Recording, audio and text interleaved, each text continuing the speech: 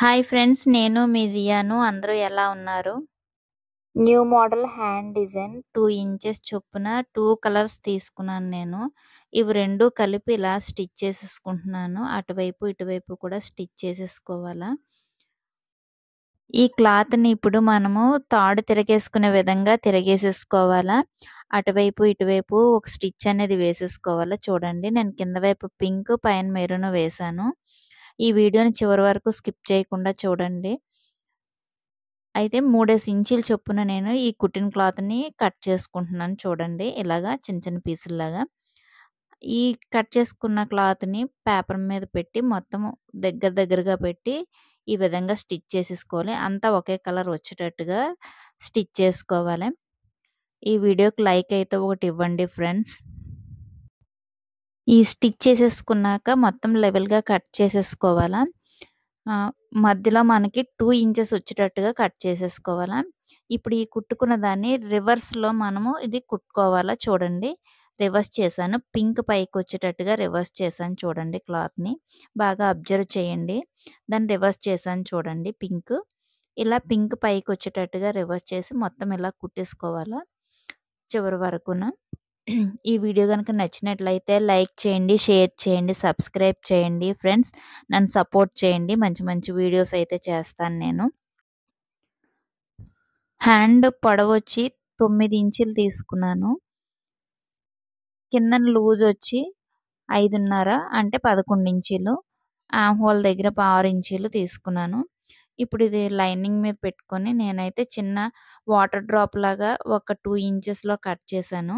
ఆ water drop దగ్గర నుండి మొత్తం అంతా స్టిచ్ చేసుకొస్తున్నాను చూడండి. ఇప్పుడు మనమైతే ఈ వాటర్ డ్రాప్ కుట్టింది మొత్తం వేస్టేజ్ అంతా తీసేస్తున్నాను నేను.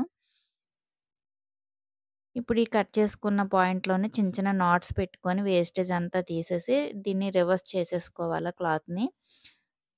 రివర్స్ చేశాక దీని చుట్టూ ఉల్టా తిరిగేసాం కదండీ! దీని చుట్టూ ఒక స్టిచ్ అనేది వేసేసుకోవాలి చుట్టూను.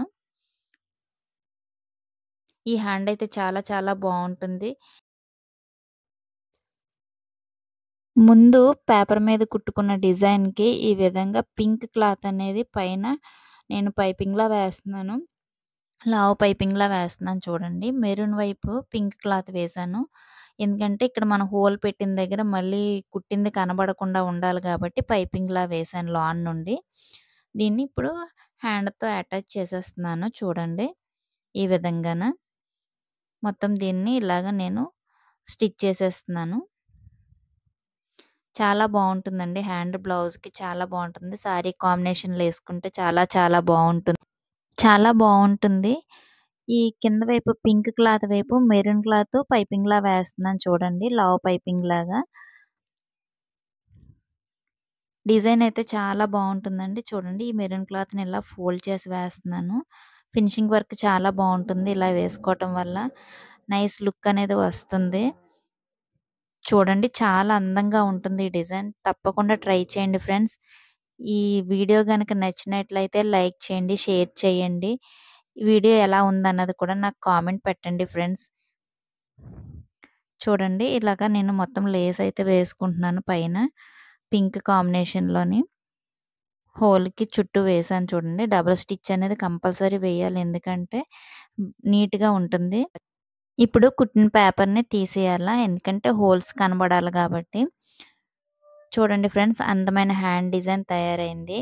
Thank you for watching friends.